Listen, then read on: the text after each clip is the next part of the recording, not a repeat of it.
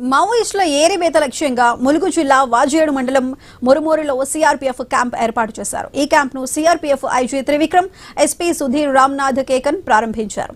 39వ battalion క్యాంప్కు అనుసంధానంగా కరీగుట్టలకు రహదారి నిర్మించి మరో క్యాంప్ ఏర్పాటు చేస్తామన్నారు అధికారులు. అభివృద్ధి పనుల ద్వారా ఆదివాసీల జీవన స్థితిగతులు మార్చవచ్చని అన్నారు.